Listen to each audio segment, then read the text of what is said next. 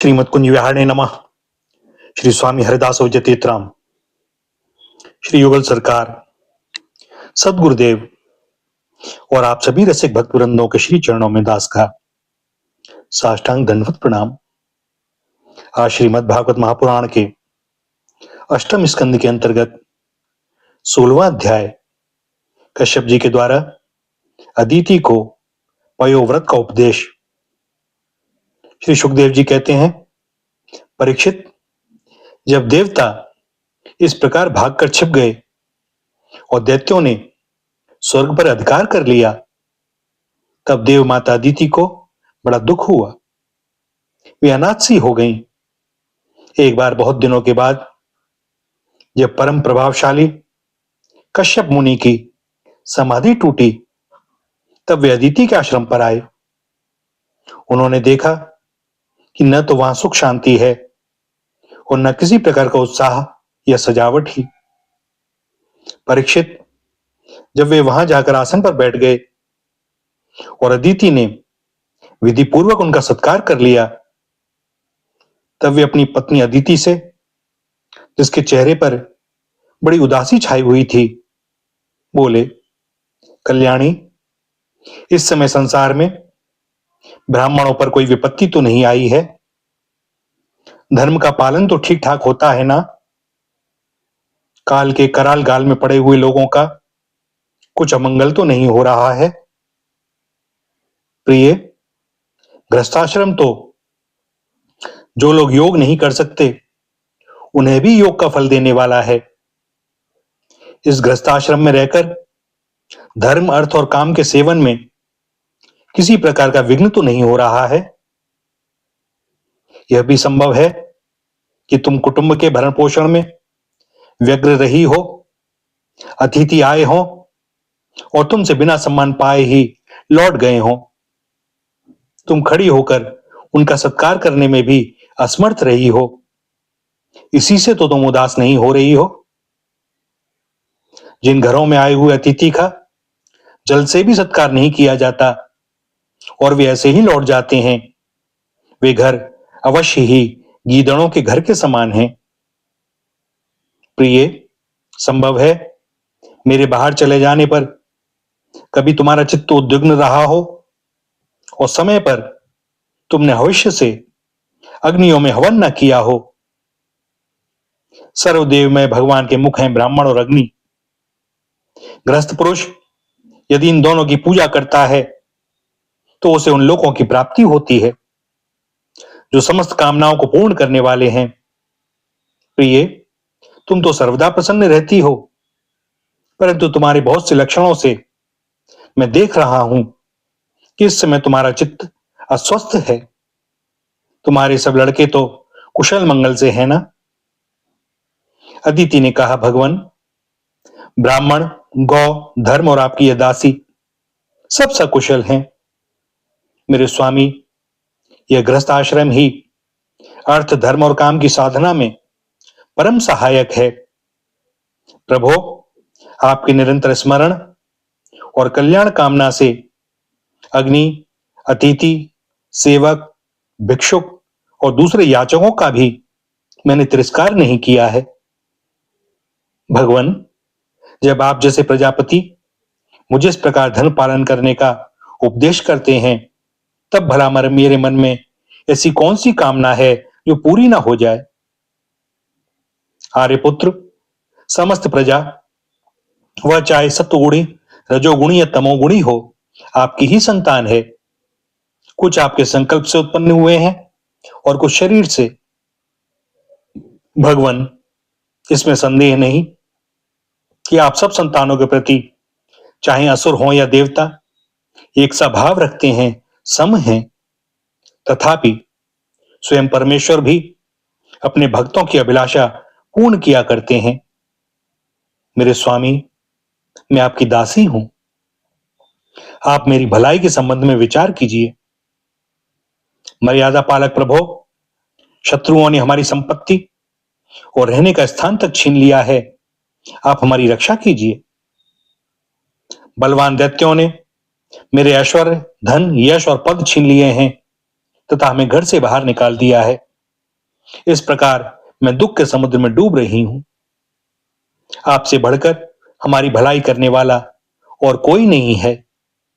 इसलिए मेरे हितैषी स्वामी, आप सोच विचार कर अपने संकल्प से ही मेरे कल्याण का कोई ऐसा उपाय कीजिए जिससे कि मेरे पुत्रों को वे वस्तुएं फिर से प्राप्त हो जाएं। श्री सुखदेव जी कहते हैं, इस प्रकार अदिति ने जब कश्यप जी से प्रार्थना की तब वे कुछ विस्मित से होकर बोले, बड़े आश्चर्य की बात है, भगवान की माया भी कैसी प्रबल है। यह सारा जगत स्नेह की रस्सी से बंधा हुआ है। कहां यह पंचभूतों से बना हुआ अनात्मा शरीर और कहां प्रकृति से परे आत्मा। न किसी का कोई पति है, न पुत्र है और न तो संबंधी ही है। मोह ही मनुष्य को नचा रहा है। प्रिय, तुम संपूर्ण प्राणियों के हृदय में विराजमान अपने भक्तों के दुख मिटाने वाले जगत गुरु भगवान वासुदेव की आराधना करो। वे बड़े दीन दयालु हैं। अवश्य श्री हरि तुम्हारी कामनाएं पूर्ण करेंगे। मेरा यह दृढ़ निश्चय है कि भगवान की भक्ति कभी व्यर्थ नहीं होती। इसके सिवा कोई दूसरा उपाय नहीं है। अदिति ने पूछा, भगवान, मैं जगदीश्वर भगवान की आराधना किस प्रकार करूं जिससे वे सत्य संकल्प प्रभु मेरा मनोरथ पूर्ण करें। पतिदेव, मैं अपने पुत्रों के साथ बहुत ही दुख भोग रही हूं, जिससे वे शीघ्र ही मुझ पर प्रसन्न हो जाएं। उनकी आराधना की वही विधि मुझे बतलाइए। कश्यप जी ने कहा, देवी, जब मुझे संतान की कामना हुई थी तब मैंने भगवान ब्रह्मा जी से यही बात पूछी थी। उन्होंने मुझे भगवान को प्रसन्न करने वाले जिस व्रत का उपदेश किया था वही मैं तुम्हें बतलाता हूं। फाल्गुन के शुक्ल पक्ष में 12 दिन तक केवल दूध पीकर रहे और परम भक्ति से भगवान कमल नयन की पूजा करे। अमावस्या के दिन यदि मिल सके तो सूअर की खोदी हुई मिट्टी से अपना शरीर मिलकर नदी में स्नान करे और मंत्र का जप करे। हे देवी, प्राणियों को स्थान देने की इच्छा से वराह भगवान ने रसातल से तुम्हारा उद्धार किया था। तुम्हें नमस्कार है, तुम मेरे पापों को नष्ट कर दो। इसके बाद अपने नित्य और नैमित्तिक नियमों को पूरा करके एकाग्र चित्त से मूर्ति, वेदी, सूर्य, जल, अग्नि और गुरुदेव के रूप में भगवान की पूजा करे और इस प्रकार स्तुति करे, प्रभु आप सर्वशक्तिमान हैं, अंतर्यामी और आराधनीय हैं। समस्त प्राणी आप में और आप समस्त प्राणियों में निवास करते हैं। इसी से आपको वासुदेव कहते हैं। आप समस्त चराचर जगत और उसके कारण के भी साक्षी हैं। भगवान, मेरा आपको नमस्कार है। आप अव्यक्त और सूक्ष्म हैं। प्रकृति और पुरुष के रूप में भी आप ही स्थित हैं। आप 24 गुणों के जानने वाले और गुणों की संख्या करने वाले सांख्य शास्त्र के प्रवर्तक हैं। आपको मेरा नमस्कार है। आप वह यज्ञ हैं जिसके प्रायणीय और उदयनीय ये 2 कर्म सिर हैं। प्रातः, मध्याह्न और सायं ये 3 सवन ही 3 पाद हैं। 4 वेद 4 सींग हैं। गायत्री आदि 7 छंद ही 7 हाथ हैं। यह धर्म में वृषभ रूप यज्ञ वेदों के द्वारा प्रतिपादित है और इसकी आत्मा है स्वयं आप। आपको मेरा नमस्कार है। आप ही लोक कल्याणकारी शिव और आप ही प्रलयकारी रुद्र हैं। समस्त शक्तियों को धारण करने वाले भी आप ही हैं। आपको मेरा बार बार नमस्कार है। आप समस्त विद्याओं के अधिपति एवं भूतों के स्वामी हैं। आपको मेरा नमस्कार। आप ही सबके प्राण और आप ही इस जगत के स्वरूप भी हैं। आप योग के कारण तो हैं ही, स्वयं योग और उससे मिलने वाला ऐश्वर्य भी आप ही हैं। हे हिरण्यगर्भ, आपको मेरा नमस्कार है। आप ही आदि देव हैं, सबके साक्षी हैं। आप ही नर नारायण ऋषि के रूप में प्रकट स्वयं भगवान हैं। आपको मेरा नमस्कार। आपका शरीर मरकत मणि के समान सांवला है। समस्त संपत्ति और सौंदर्य की देवी लक्ष्मी आपकी सेविका हैं। पीतांबरधारी केशव, आपको मेरे बार बार नमस्कार। आप सब प्रकार के वर देने वाले हैं, वर देने वालों में श्रेष्ठ हैं तथा जीवों के एकमात्र वरणीय हैं। यही कारण है कि धीर विवेकी पुरुष अपने कल्याण के लिए आपके श्री चरणों के रज की उपासना करते हैं। जिनके श्री चरण कमलों की सुगंध प्राप्त करने की लालसा से समस्त देवता और स्वयं लक्ष्मी जी भी सेवा में लगी रहती हैं, वे भगवान मुझ पर प्रसन्न हो। प्रिय, भगवान ऋषिकेश का आह्वान पहले ही कर ले, फिर इन मंत्रों के द्वारा पाद्य आचमन आदि के साथ श्रद्धा पूर्वक मन लगाकर पूजा करे। गंधमाला आदि से पूजा करके भगवान को दूध से स्नान करावे। उसके बाद वस्त्र, यज्ञोपवीत, आभूषण, पाद्य आचमन, गंध, धूप आदि के द्वारा द्वादशाक्षर मंत्र से भगवान की पूजा करे। यदि सामर्थ्य हो तो दूध में पकाए हुए तथा घी और गुड़ मिले हुए शाली के चावल का नैवेद्य लगावे और उसी का द्वादशाक्षर मंत्र से हवन करे। उस नैवेद्य को भगवान के भक्तों में बांट दे या स्वयं पाले। आचमन और पूजा के बाद तांबूल निवेदन करे। 108 बार द्वादशाक्षर मंत्र का जप करे और स्तुतियों के द्वारा भगवान का स्तवन करे। प्रदक्षिणा करके बड़े प्रेम और आनंद से भूमि पर लौटकर दंडवत प्रणाम करे। निर्माल्य को सिर से लगाकर देवता का विसर्जन करे। कम से कम 2 ब्राह्मणों को यथोचित रीति से खीर का भोजन करावे। दक्षिणा आदि से उनका सत्कार करे। इसके बाद उनसे आज्ञा लेकर अपने इष्ट मित्रों के साथ बचे हुए अन्न को स्वयं ग्रहण करे। उस दिन ब्रह्मचर्य से रहे और दूसरे दिन प्रातःकाल ही स्नान आदि करके पवित्रता पूर्वक पूर्वोक्त विधि से एकाग्र होकर भगवान की पूजा करे। इस प्रकार जब तक व्रत समाप्त ना हो तब तक दूध से स्नान कराकर प्रतिदिन भगवान की पूजा करे।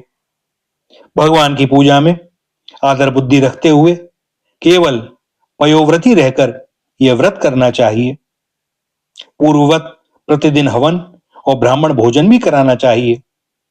इस प्रकार पयोव्रती रहकर 12 दिन तक प्रतिदिन भगवान की आराधना, होम और पूजा करे तथा ब्राह्मण भोजन कराते रहे। फाल्गुन शुक्ल प्रतिपदा से लेकर त्रयोदशी पर्यंत ब्रह्मचर्य से रहे, पृथ्वी पर शयन करे और तीनों समय स्नान करे। झूठ ना बोले, पापियों से बात ना करे, पाप की बात ना करे। छोटे बड़े सब प्रकार के भोगों का त्याग कर दे। किसी भी प्राणी को किसी प्रकार से कष्ट ना पहुंचावे। भगवान की आराधना में लगा ही रहे। त्रयोदशी के दिन विधि जानने वाले ब्राह्मणों के द्वारा शास्त्रोक्त विधि से भगवान विष्णु को पंचामृत स्नान करावे। उस दिन धन का संकोच छोड़कर भगवान की बहुत बड़ी पूजा करनी चाहिए और दूध में खीर पकाकर विष्णु भगवान को अर्पित करना चाहिए। अत्यंत एकाग्रचित्त से उसी पकाई हुई खीर के द्वारा भगवान का यजन करना चाहिए और उनको प्रसन्न करने वाला गुणयुक्त तथा स्वादिष्ट नैवेद्य अर्पण करना चाहिए। इसके बाद ज्ञान संपन्न आचार्य और ऋत्विजों को वस्त्र, आभूषण और गौ आदि देकर संतुष्ट करना चाहिए। प्रिय, इसे भी भगवान की ही आराधना समझो। प्रिय, आचार्य और ऋत्विजों को शुद्ध, सात्विक और गुणयुक्त भोजन कराना ही चाहिए। दूसरे ब्राह्मण और आए हुए अतिथियों को भी अपनी शक्ति के अनुसार भोजन कराना चाहिए। गुरु और ऋत्विजों को यथा योग्य दक्षिणा देनी चाहिए। जो चांडाल आदि अपने आप वहां आ गए हों उन सभी को तथा दीन, अंधे और असमर्थ पुरुषों को भी अन्न आदि देकर संतुष्ट करना चाहिए। जब सब लोग खा चुके तब उन सबके सत्कार को भगवान की प्रसन्नता का साधन समझते हुए अपने भाई बंधुओं के साथ स्वयं भोजन करे।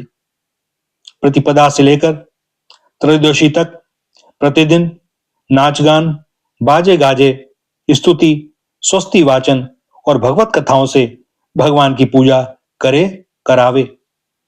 प्रिय, ये भगवान की श्रेष्ठ आराधना है। इसका नाम है पयोव्रत। ब्रह्मा जी ने मुझे जैसा बताया था वैसा ही मैंने तुम्हें बता दिया। देवी, तुम भाग्यवती हो। अपनी इंद्रियों को वश में करके शुद्ध भाव एवं श्रद्धापूर्ण चित्त से इस व्रत का भली भांति अनुष्ठान करो और इसके द्वारा अविनाशी भगवान की आराधना करो। कल्याणी, यह व्रत भगवान को संतुष्ट करने वाला है, इसलिए इसका नाम है सर्वयज्ञ और सर्वव्रत। यह समस्त तपस्याओं का सार और मुख्य दान है।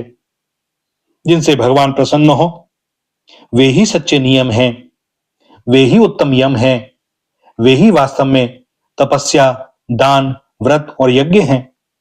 इसलिए देवी, संयम और श्रद्धा से तुम इस व्रत का अनुष्ठान करो। भगवान शीघ्र ही तुम पर प्रसन्न होंगे और तुम्हारी अभिलाषा पूर्ण करेंगे। भैया, यहाँ अष्टम स्कंद का 16वां अध्याय समाप्त होता है और 17वें का आरंभ भगवान का प्रकट होकर अदिति को वर देना। श्री सुखदेव जी कहते हैं, परीक्षित, अपने पतिदेव महर्षि कश्यप जी का उपदेश प्राप्त करके अदिति ने बड़ी सावधानी से 12 दिन तक इस व्रत का अनुष्ठान किया। बुद्धि को सारथी बनाकर मन की लगाम से उसने इंद्रिय रूप दुष्ट घोड़ों को अपने वश में कर लिया और एकनिष्ठ बुद्धि से वह पुरुषोत्तम भगवान का चिंतन करती रही। उसने एकाग्र बुद्धि से अपने मन को सर्वात्मा भगवान वासुदेव में पूर्ण रूप से लगाकर पयोव्रत का अनुष्ठान किया। तब पुरुषोत्तम भगवान उसके सामने प्रकट हुए। परीक्षित, वे पीतांबर धारण किए हुए थे, 4 भुजाएं थीं और शंख चक्र गदा लिए हुए थे। अपने नेत्रों के सामने भगवान को सहसा प्रकट हुए देख अदिति सादर उठ खड़ी हुई और फिर प्रेम से विह्वल होकर उसने पृथ्वी पर लौटकर उन्हें दंडवत प्रणाम किया। फिर उठकर हाथ जोड़ भगवान की स्तुति करने की चेष्टा की, परंतु नेत्रों में आनंद के आंसू उमड़ आए, उससे बोला न गया। सारा शरीर पुलकित हो रहा था। दर्शन के आनंदोल्लास से उसके अंगों में कंप होने लगा था। वह चुपचाप खड़ी रही। परीक्षित, देवी अदिति अपने प्रेमपूर्ण नेत्रों से लक्ष्मीपति, विश्वपति, यज्ञेश्वर भगवान को इस प्रकार देख रही थी मानो वह उन्हें पी जाएगी। फिर बड़े प्रेम से गदगद वाणी से धीरे धीरे उसने भगवान की स्तुति की। अदिति ने कहा, आप यज्ञ के स्वामी हैं और स्वयं यज्ञ भी आप ही हैं। अच्युत, आपके श्री चरण कमलों का आश्रय लेकर लोग भवसागर से तर जाते हैं। आपके यश कीर्तन का श्रवण भी संसार से तारने वाला है। आपके नामों के श्रवण मात्र से ही कल्याण हो जाता है। आदि पुरुष जो आपकी शरण में आ जाता है उसकी सारी विपत्तियों का आप नाश कर देते हैं। भगवान, आप दीनों के स्वामी हैं, आप हमारा कल्याण कीजिए। आप विश्व की उत्पत्ति, स्थिति और प्रलय के कारण हैं और विश्व रूप भी आप ही हैं। अनंत होने पर भी स्वच्छंदता से आप अनेक शक्ति और गुणों को स्वीकार कर लेते हैं। आप सदा अपने स्वरूप में ही स्थित रहते हैं। नित्य निरंतर बढ़ते हुए पूर्ण बोध के द्वारा आप हृदय के अंधकार को नष्ट करते रहते हैं। भगवान, मैं आपको नमस्कार करती हूं। प्रभो, अनंत, जब आप प्रसन्न हो जाते हैं तब मनुष्यों को ब्रह्मा जी की दीर्घायु, उनके ही समान दिव्य शरीर, प्रत्येक अभीष्ट वस्तु, अतुलित धन, स्वर्ग, पृथ्वी, पाताल, योग की समस्त सिद्धियां, अर्थ, धर्म, कामरूप त्रिवर्ग और केवल ज्ञान तक प्राप्त हो जाता है। फिर शत्रु पर विजय प्राप्त करना आदि जो छोटी छोटी कामनाएं हैं उनके संबंध में तो कहना ही क्या है। श्री सुखदेव जी कहते हैं, परीक्षित, जब अदिति ने इस प्रकार कमल नयन भगवान की स्तुति की तब समस्त प्राणियों के हृदय में रहकर उनकी गतिविधि जानने वाले भगवान ने यह बात कही। श्री भगवान ने कहा, देवताओं की जननी अदिति, तुम्हारी चिरकालीन अभिलाषा को मैं जानता हूं। शत्रुओं ने तुम्हारे पुत्रों की संपत्ति छीन ली है, उन्हें उनके लोग स्वर्ग से खदेड़ दिया है।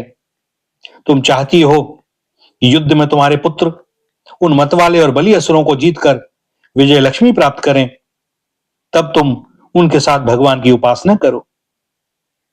तुम्हारी इच्छा यह भी है कि तुम्हारे इंद्रादि पुत्र जब शत्रुओं को मार डालें, तब तुम उनकी रोती हुई दुखी स्त्रियों को अपनी आंखों से देख सको। अदिति, तुम चाहती हो कि तुम्हारे पुत्र धन और शक्ति से समृद्ध हो जाएं, उनकी कीर्ति और ऐश्वर्य उन्हें फिर से प्राप्त हो जाएं, तथा वे स्वर्ग पर अधिकार जमाकर पूर्ववत विहार करें। परंतु देवी, वे असुर सेनापति इस समय जीते नहीं जा सकते, ऐसा मेरा निश्चय है, क्योंकि ईश्वर और ब्राह्मण इस समय उनके अनुकूल हैं। इस समय उनके साथ यदि लड़ाई छेड़ी जाएगी तो उससे सुख मिलने की आशा नहीं है। फिर भी देवी, तुम्हारे इस व्रत के अनुष्ठान से मैं बहुत प्रसन्न हूं, इसलिए मुझे इस संबंध में कोई उपाय सोचना ही पड़ेगा, क्योंकि मेरी आराधना व्यर्थ तो होनी नहीं चाहिए। उससे श्रद्धा के अनुसार फल अवश्य मिलता है। तुमने अपने पुत्रों की रक्षा के लिए ही विधि पूर्वक पयोव्रत से मेरी पूजा एवं स्तुति की है, अतः मैं अंश रूप से कश्यप के वीर्य में प्रवेश करूंगा और तुम्हारा पुत्र बनकर तुम्हारी संतान की रक्षा करूंगा। कल्याणी, तुम अपने पति कश्यप में मुझे इसी रूप में स्थित देखो और उन निष्पाप प्रजापति की सेवा करो। देवी, देखो, किसी के पूछने पर भी यह बात दूसरे को मत बतलाना। देवताओं का रहस्य जितना गुप्त रहता है उतना ही सफल होता है। श्री सुखदेव जी कहते हैं, इतना कहकर भगवान वहीं अंतर्ध्यान हो गए। उस समय अदिति यह जानकर कि स्वयं भगवान मेरे गर्भ से जन्म लेंगे, अपनी कृतकृत्यता का अनुभव करने लगी। भला यह कितनी दुर्लभ बात है। वह बड़े प्रेम से अपने पतिदेव कश्यप की सेवा करने लगी। कश्यप जी सत्यदर्शी थे, उनके नेत्रों से कोई बात छिपी नहीं रहती थी। अपने समाधि योग से उन्होंने जान लिया कि भगवान का अंश मेरे अंदर प्रविष्ट हो गया है। जैसे वायु काठ में अग्नि का आधान करती है, वैसे ही कश्यप जी ने समाहित चित्त से अपनी तपस्या के द्वारा चिर संचित वीर्य का अदिति में आधान किया। जब ब्रह्मा जी को यह बात मालूम हुई कि अदिति के गर्भ में तो स्वयं अविनाशी भगवान आए हैं, तब वे भगवान के रहस्यमय नामों से उनकी स्तुति करने लगे। ब्रह्मा जी ने कहा, समग्र कीर्ति के आश्रय भगवान, आपकी जय हो। अनंत शक्तियों का अधिष्ठान आपके श्री चरणों में नमस्कार है। ब्रह्मण्य देव, त्रिगुणों के नियामक, आपके चरणों में मेरा बार बार प्रणाम है। प्रश्न के पुत्र रूप में उत्पन्न होने वाले, वेदों के समस्त ज्ञान को अपने अंदर रखने वाले प्रभु, वास्तव में आप ही सबके विधाता हैं। आपको मैं बार बार नमस्कार करता हूं। ये तीनों लोक आपकी नाभि में स्थित हैं। तीनों लोकों से परे वैकुंठ में आप निवास करते हैं। जीवों के अंतकरण में आप सर्वदा विराजमान रहते हैं। ऐसे सर्वव्यापक विष्णु को मैं नमस्कार करता हूं। प्रभो, आप ही संसार के आदि अंत और इसलिए मध्य भी हैं। यही कारण है कि वेद अनंत शक्ति पुरुष के रूप में आपका वर्णन करते हैं। जैसे गहरा स्रोत अपने भीतर पड़े हुए तिनके को बहा ले जाता है, वैसे ही आप काल रूप से संसार का धारा प्रवाह संचालन करते रहते हैं। आप चराचर प्रजा और प्रजापतियों को भी उत्पन्न करने वाले मूल कारण हैं। देवादिदेव जैसे जल में डूबते हुए के लिए नौका ही सहारा है, वैसे ही स्वर्ग से भगाए हुए देवताओं के लिए एकमात्र आप ही आश्रय हैं। भैया, अष्टम स्कंद का यहाँ 17वां अध्याय समाप्त होता है और दास को अनुमति दें आज के लिए वाणी को विराम देने की। आगे जैसी उनकी जो इच्छा। श्री राधा, श्री राधा, श्री राधा।